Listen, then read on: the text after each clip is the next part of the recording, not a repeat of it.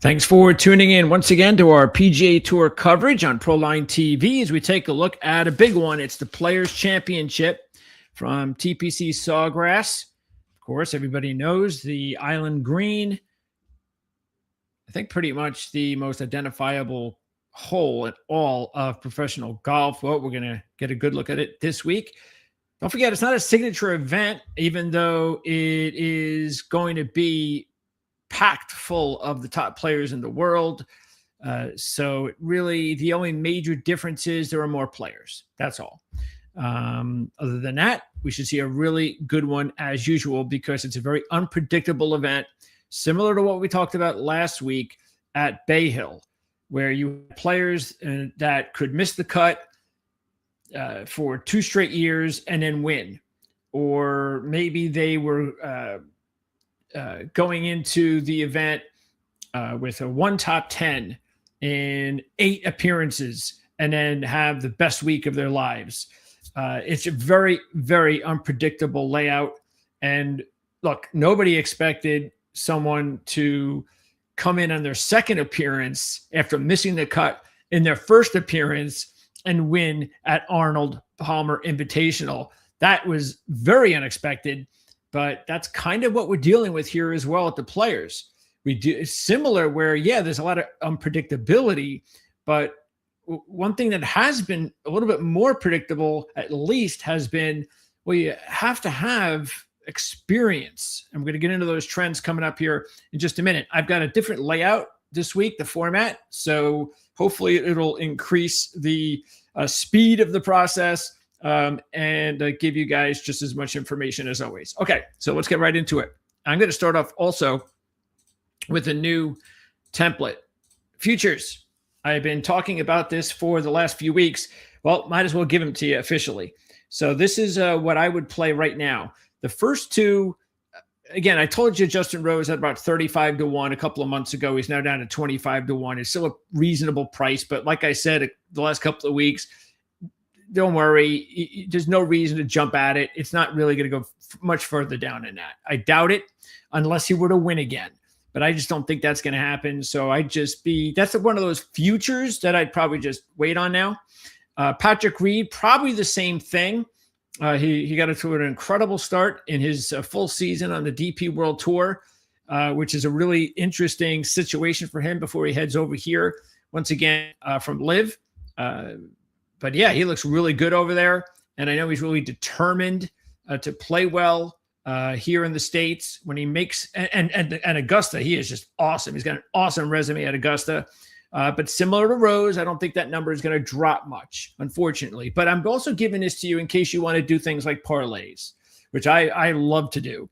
So if you want to do especially with all the basketball coming up in the next few weeks, if you want to do like a 4-team parlay and your 4th team is actually Rose or Reed at the Masters, that'll really increase the parlay there. So that's one of the reasons why I think it's at least worth it to let you know about it.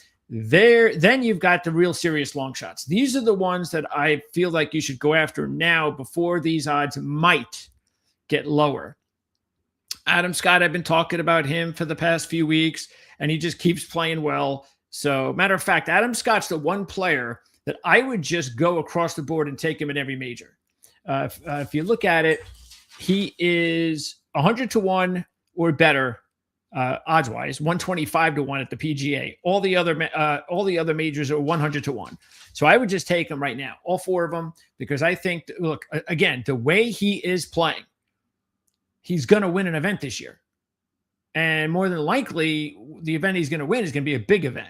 So that's why I would jump on that. Daniel Berger. Now, check this out. We saw Berger come up with a big week last week and nearly win.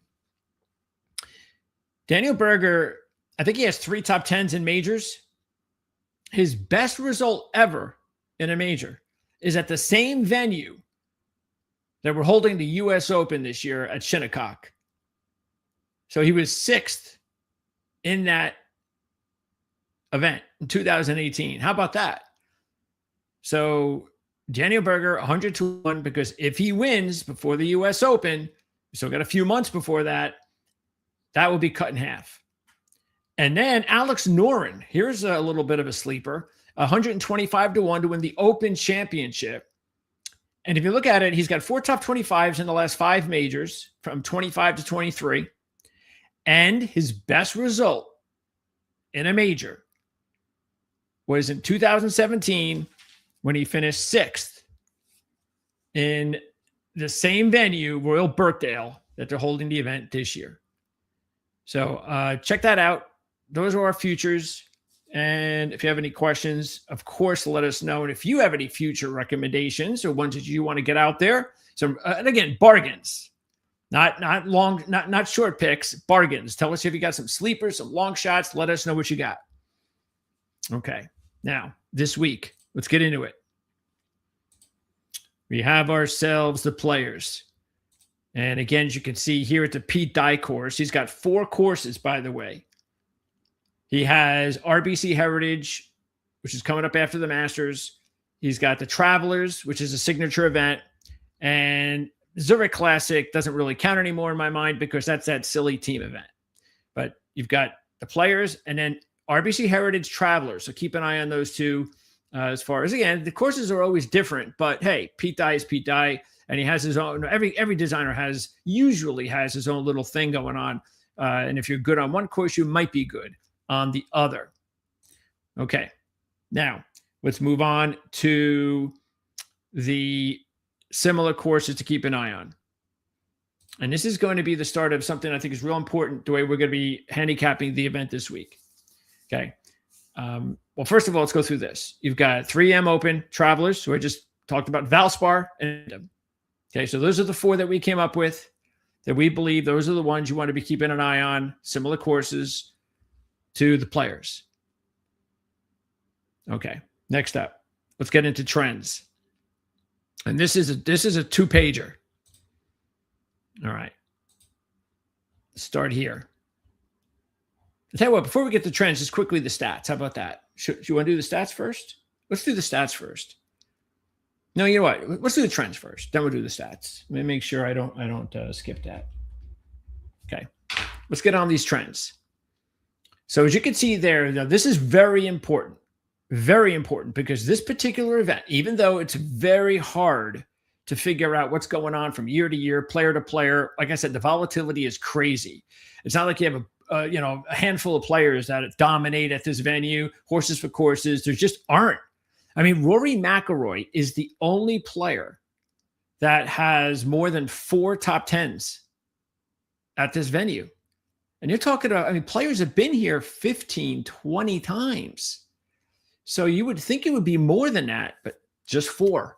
Well, 4, 5 McIlroy last year. Everyone else, I think there's like 4 players at 4.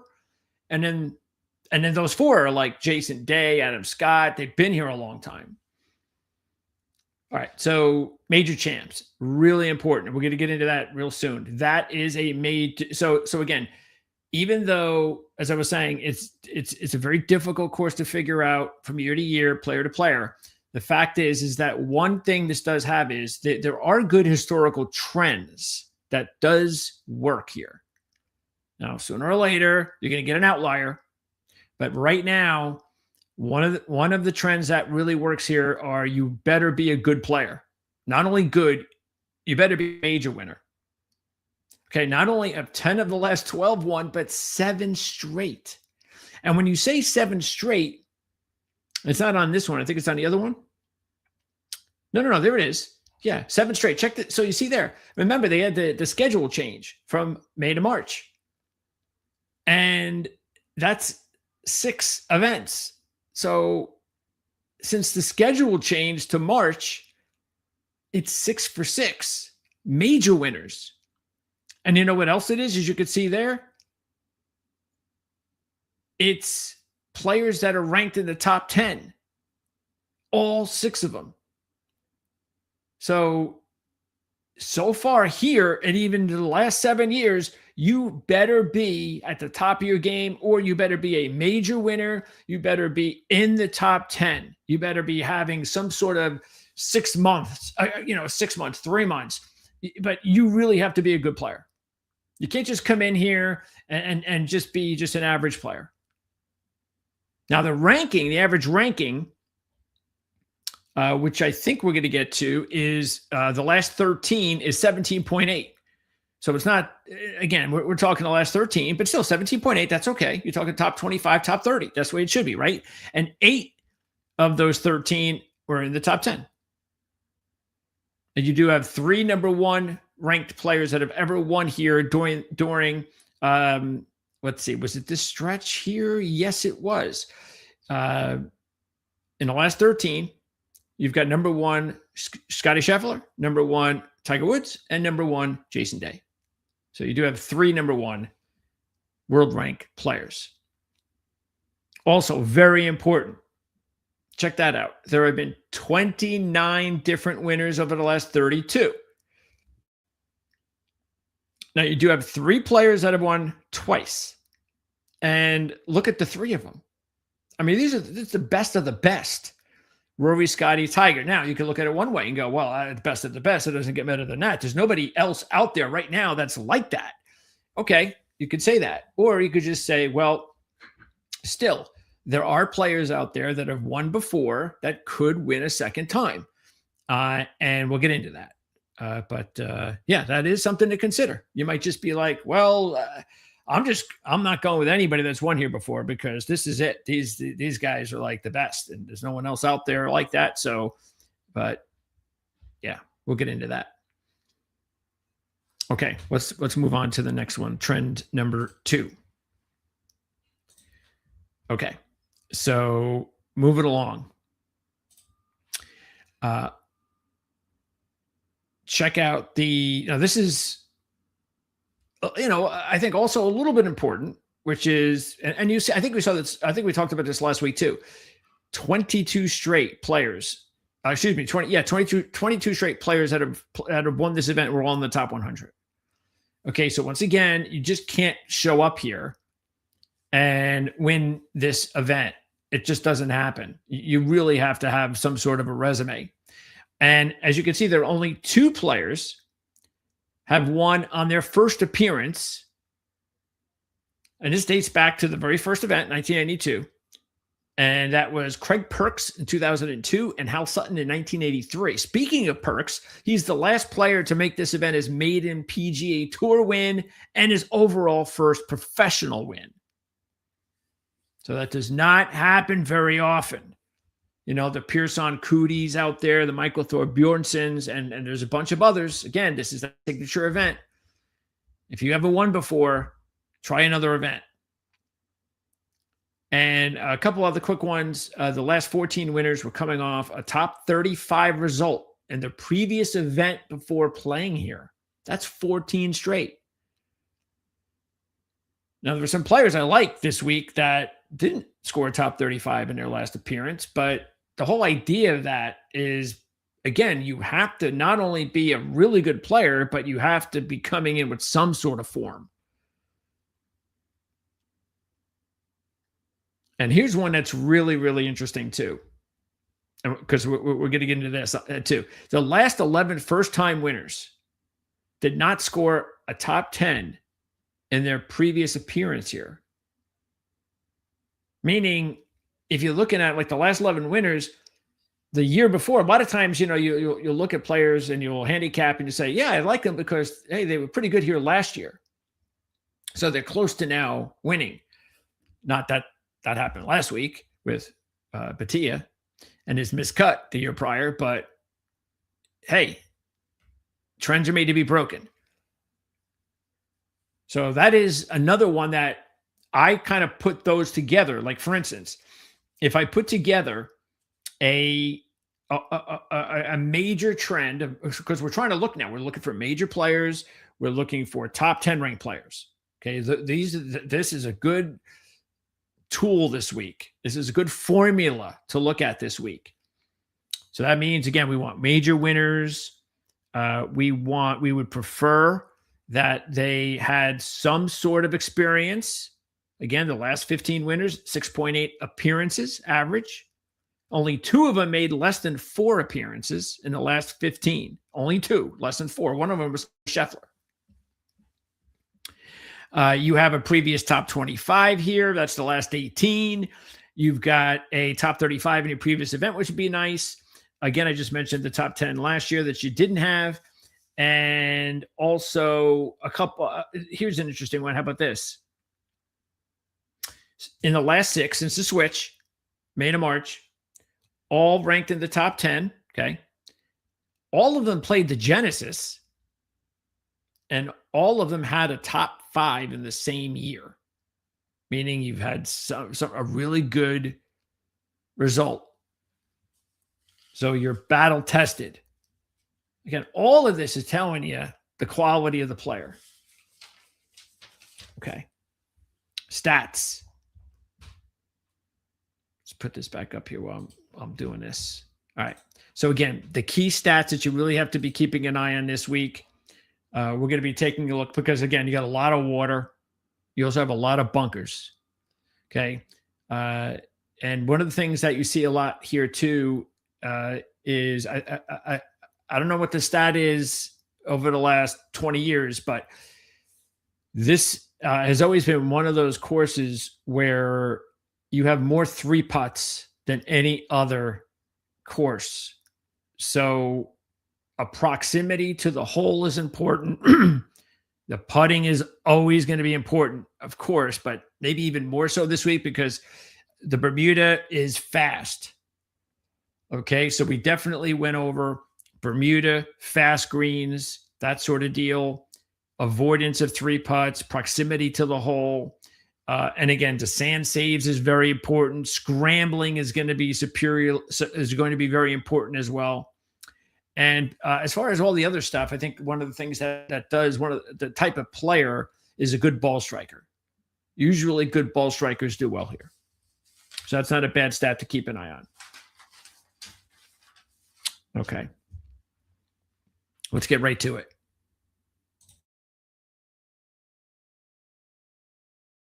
Let's pop up the main page. Now, again, we're doing this a little bit different. I just told you about the majors in the top 5. So these were my top 7 based on the trends. Top 10 majors. These are my top players. Just so you know, Scotty Scheffler is now 5-1. He was 3-1 forever. Now he's 5-1 this week. How about that? And maybe this is remember I was going over the stats last week that he just hasn't been good at. The stats don't lie. And in his last 5 events, he has gone the other way, result-wise, in all 5. So he's sliding in the wrong direction. Now, of course, it's Scotty Scheffler, so all 5 of those events are still in the top 25. But he's getting really close to not hitting a top 25 because his last, on Sunday, he posted a 24th. That event at Bay Hill, 24th. So he is going the wrong way. Sooner or later, he's going to come back, but keep that in mind. And the putter's also been a little bit off for Scotty lately, and that's usually one of the reasons that. And I know we were going over some of the stats, long iron play, and there's a few others even this week. So it's like, as far as Rory coming off last week, that just killed me. It was he ended up being my one and done on I had the 2 one and dones and my top one and done, which was, I think I had over $2 million in the account. I was in the top 1,000 and I had Rory. And he was in a great position after a good Friday. I'm ready for a nice weekend with Rory McIlroy. And we all know what happened. He withdrew from the back injury. So that was devastating for me. I'm sure anyone else out there that put money on him. And I just, come on, you're coming off a back injury and you're trying to defend, go back to back at the Players. No, not going to do it. But Morikawa and Schauffele, definitely taking a look here. Look, it was either or. And so I'm going with Morikawa over Schauffele. And there's a couple of reasons. One of them is the fact that Xander only has 1 top 10 this year. So keep that in mind. Just 1 top 10. 24th last week after he was heading in the right direction with the trend line. Now, a little bit of a tiny step backwards. And he does have 2 runner-ups here, 2018 and 2024. So he's a really good play, but I like Morikawa a lot better because his overall game is much better. And that includes proximity, ball striking, sand saves. I think the only thing that he is off right now on his game is scrambling and the putter. Okay, there's a couple little things that is off, but what I also like, a couple other things. In his last 3 events here, he has 2 top 15s, and he, of course, had his win at Pebble. And Pebble is also, I was going over all of the players. My first breakdown, I usually have like about 20 players. And then I whittle it down and down and down. And that first group, and I was going over things, and I realized, a lot of these guys actually did pretty good at Pebble. And so that's what I was keeping in the back of my mind. I know Pebble's not considered a correlated course, but there does seem to be some sort of connection here with players who have done well at Pebble, have done well here. And Rory won Pebble last year, and then he won Players. And then he won the Masters. Well, Colin won Pebble as well. So that's a little added deal there. Plus, he's really dialed in. See, Xander, as I mentioned, just 1 top 10 on the season, on the year. Morikawa, 3 straight. 1st, 7th, and 5th. So when it was, what do I take, Colin or Xander? It was pretty easy for me.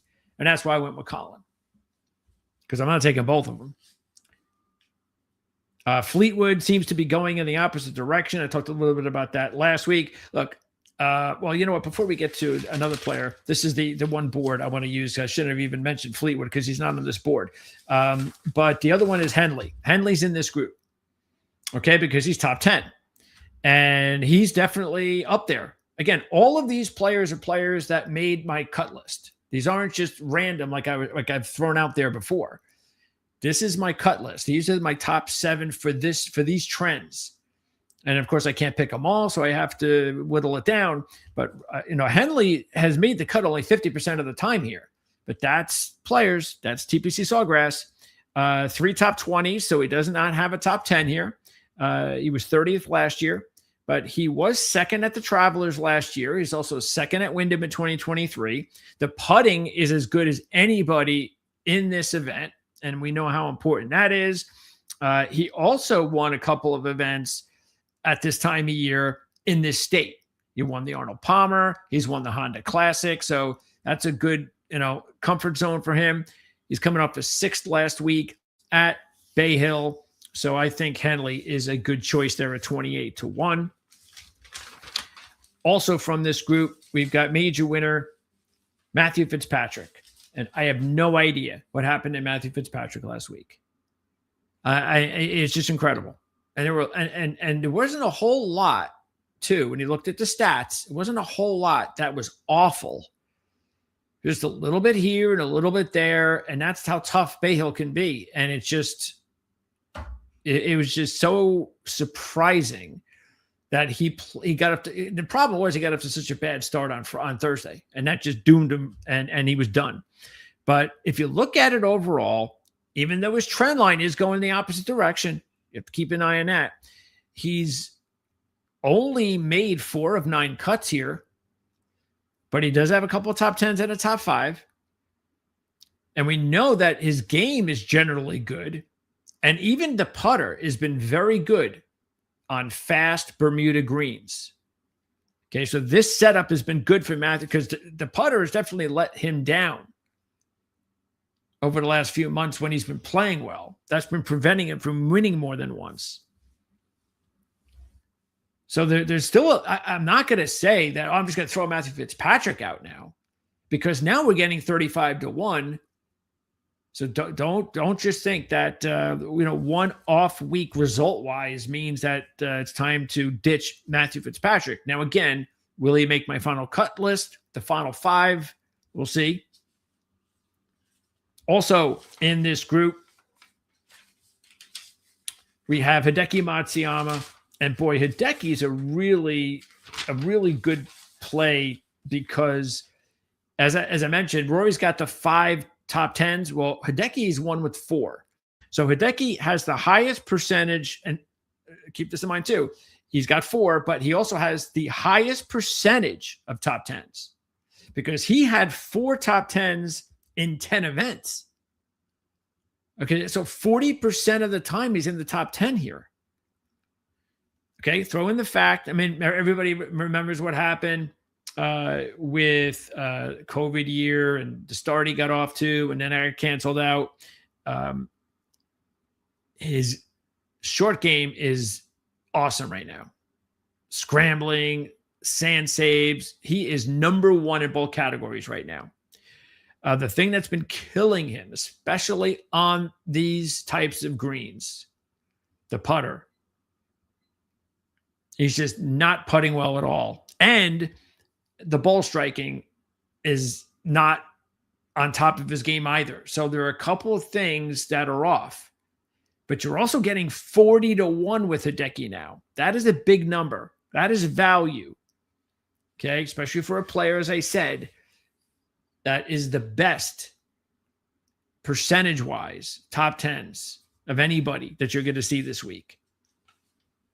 Brooks Koepka.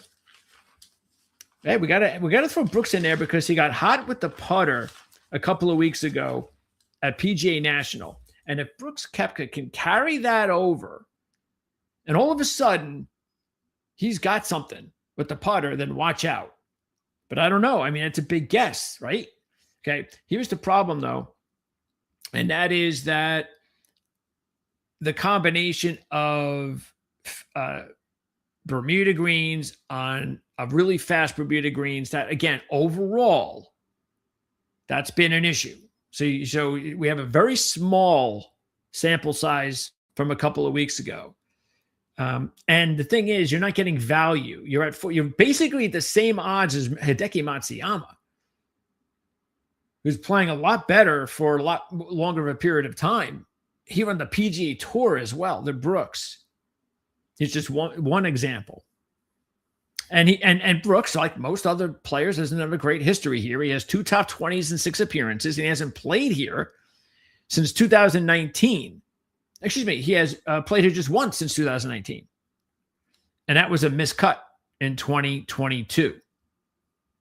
The short game also has not been going well for Brooks. Adam Scott, well, I don't have to keep talking about Adam Scott. If you're a regular viewer here, you know what I feel about Adam. Another strong week last week. He had a big hiccup on Friday, and it just killed him. He was up to 7 under, and he had a couple of holes, and that's it. He couldn't recover, but he still ended up 11th. He's got 4 top 15s in the last 7 with 2 top 5s. Again, his stats are excellent. And overall here, he's made 18 of 23 cuts, 10 top 20s. And he's got the win way back in 2004 when he was a youngster. Okay, so these are my top main group major players. Let's move on. Contenders. Okay, now these are guys that have nothing to do with a lot of the trends that have to do with majors and top 10s. This is nothing to do with those. This is just your regular every week players and stats that I mentioned, that really work for this golf course and so forth. So Siwoo Kim, the thing with Siwoo that I can't take him are his odds. And he's like the 4th or 5th choice. Now he's back to trending in the right direction. I get that, but he hasn't had a top 10 still in his last 3 events. I think what people see is he's number 1 in proximity to hole, which is huge here, as I've said. And again, a lot of his stats are great. We know that. That's why he was on such a run, but the putter is still a problem. Now, the only good thing is in his last 8 rounds, the putter has gotten better on these types of the surface. And that's all you're looking for anyway with players who struggle with the putter. So there is hope. And maybe that's why he's 22-1, but that's just still, I can't. That's no value. Now, Siwoo, of course, has won here before, so he'd have to be like Adam Scott and these other players that win here for a second time. But I just not a 22-1. Oberg, okay, finally. Ludwig Oberg looks like he may be back. And he probably is. But is it too soon? Do we have enough of a sample size for him as well? Or is it just everything's going to be okay? Boom, he wins against a quality field and a tough venue. I don't know. Again, I don't think I'm getting good value here at 25-1. But all 5 of these players are on this list because they made my final cut for top contenders. But I can't take them all. Again, I don't like the value here. What I do like is an 8th place finish in his first appearance a couple of years ago. Missed a cut last year, so that's typical. TPC. He is trending perfectly this year, coming off a 3rd last week. He has nowhere to go but 2nd or 1st to keep that trend line going. And that's what makes him very dangerous. The short game, though, is off. It's completely off. I mean, it's not just off, it's terrible. So there's a lot of things that he's improving on, including the putter, but the short game is completely bad right now.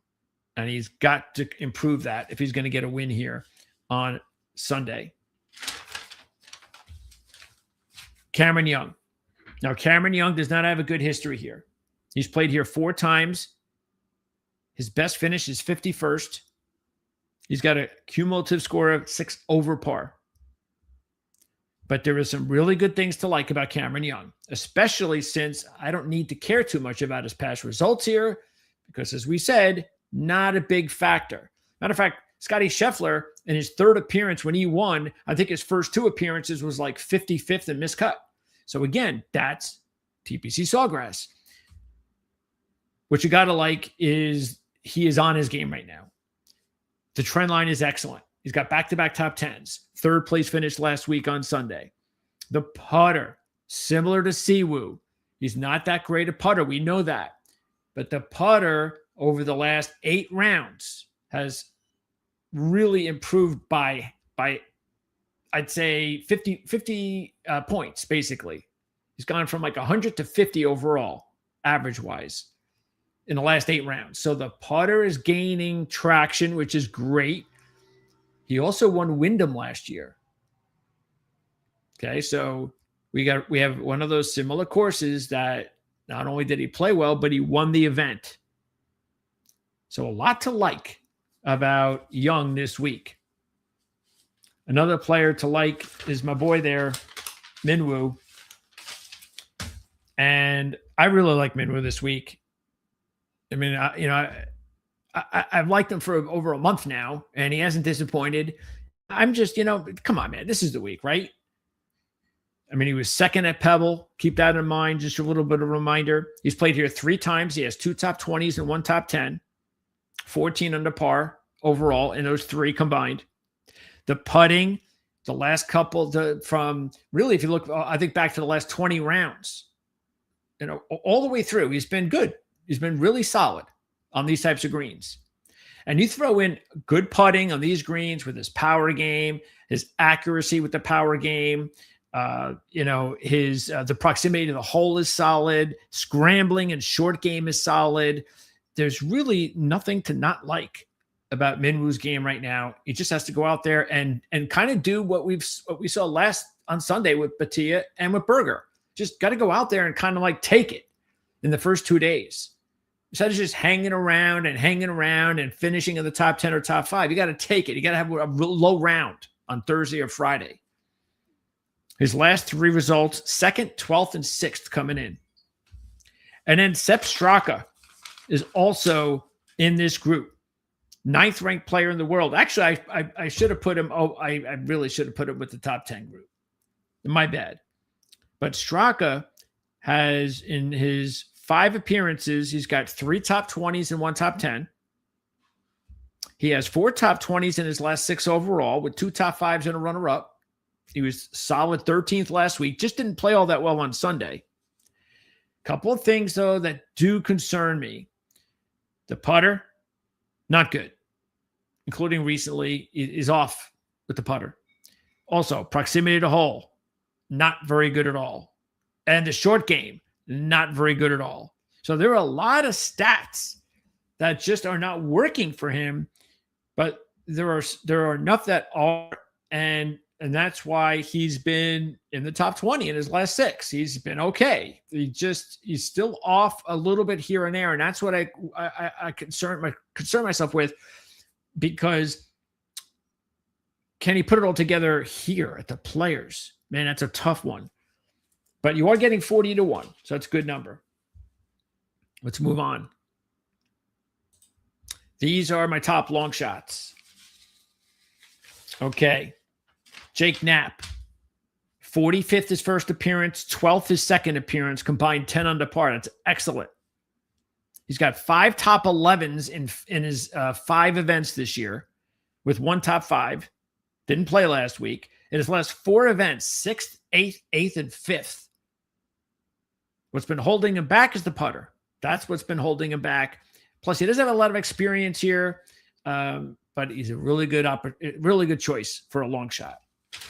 Also good for long shot choices, as you can see there.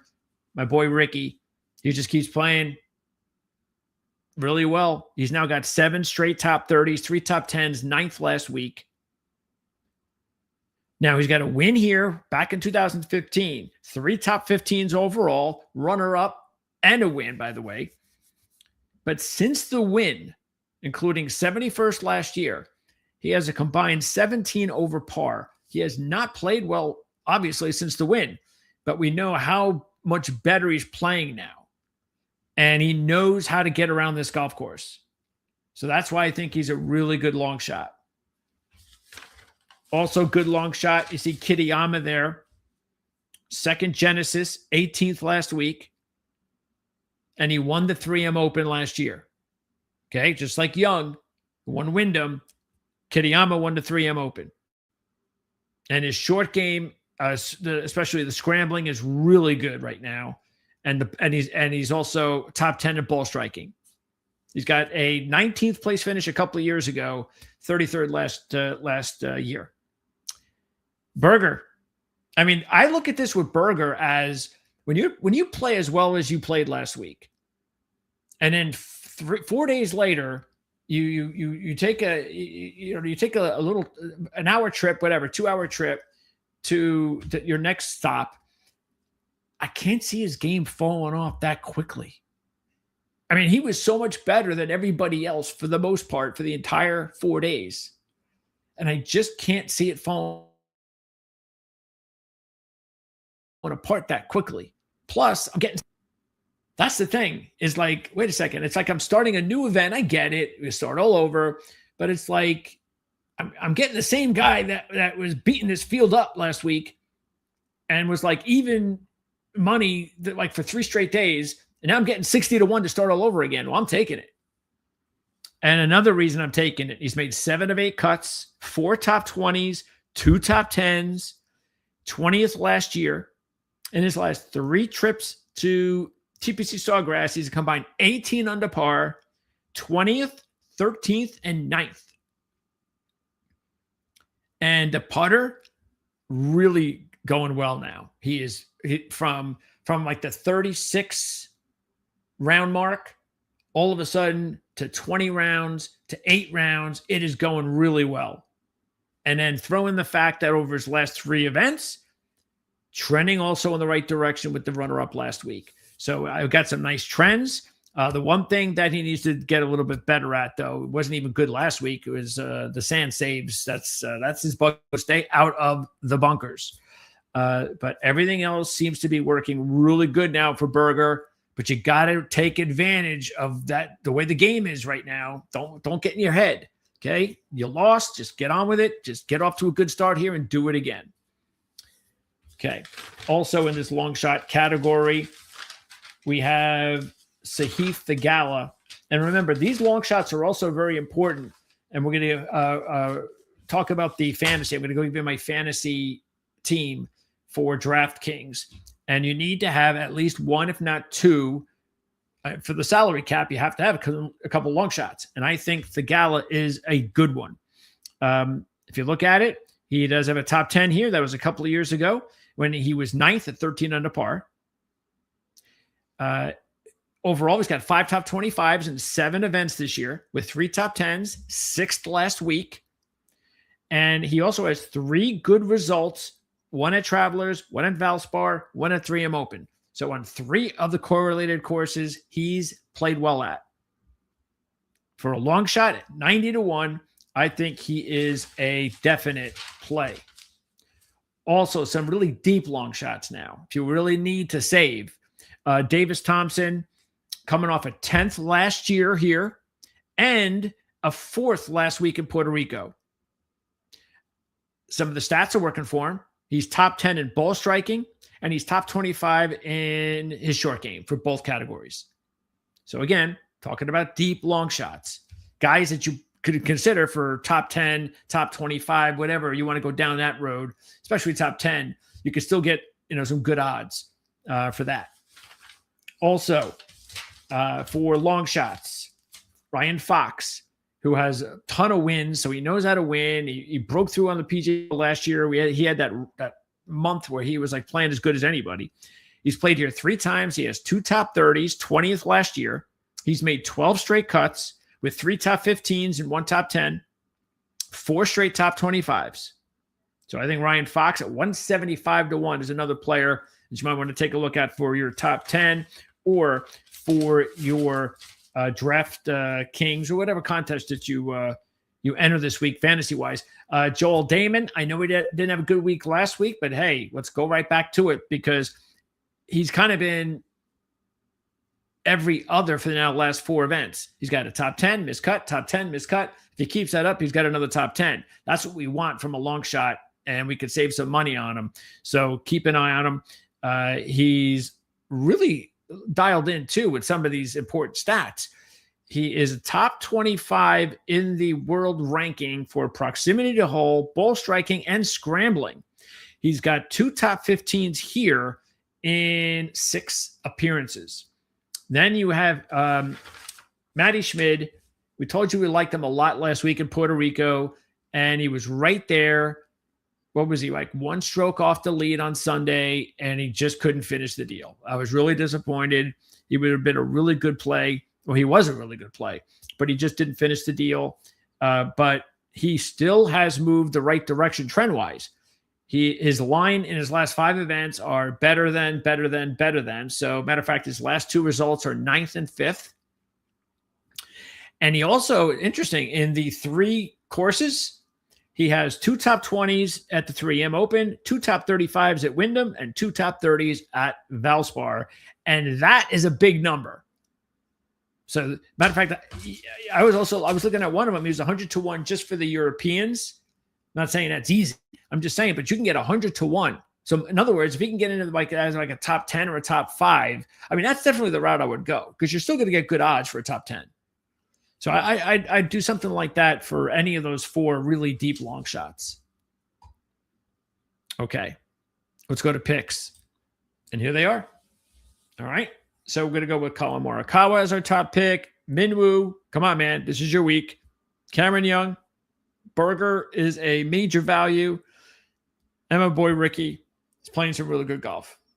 Okay, so those are my top 5 overall. One and done. That's what I'm going to do. So I've got both of these players in both of my groups. So I'm going with Colin Morikawa in my top group and Minwoo in Group B. Interesting, Group B actually has more of the top players left. So I still think Group B can be okay. All Group B has to do is win. If Group B wins, they can pretty much get ahead of Group A with one big effort. So we're still, and then all of a sudden Group B could be my top group because I still have, I think, Scotty, Rory, a few other top players. So yeah, you never know. It's time to get a win now. Got to get a win. Shane Lowry let us down a couple of weeks ago, but we'll see if we can get something going here. All right. And then let's wrap it up with the contest.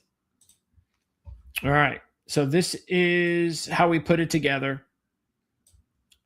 So you got all 5 of our picks: Morikawa, Young, Lee, Fowler, and Berger. Okay, so I have 3 players under 7,500 or less. Okay, that got me the opportunity to take 2 over 9,000.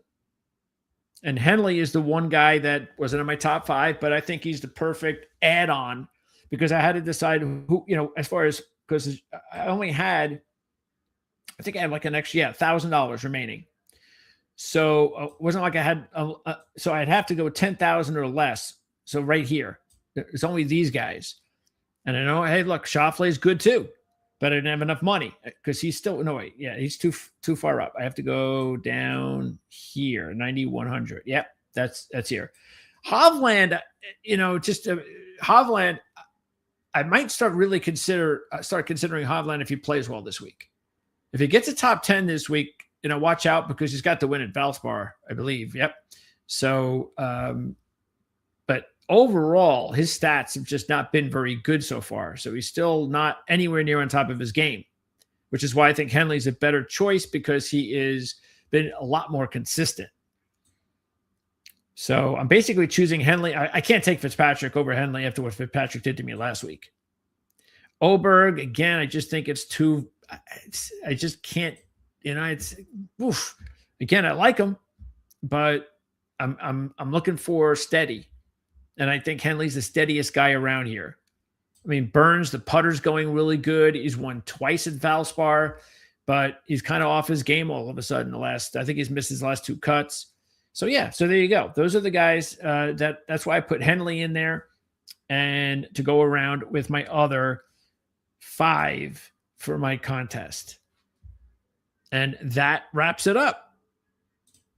So that's going to do it for our golf coverage here on Proline TV. Now, make sure to check us out college basketball if you're a college basketball fan, because we have, 4 straight days of college basketball coverage starting tomorrow. Actually 3 straight days because we're recording tomorrow, and then it'll air Wednesday. So we're going to have our college basketball coverage with Jim Feist on Wednesday, and then the playbook show with Mark Lawrence, Andy, and Jim on Thursday. And then I do my show. I might do it on Thursday night.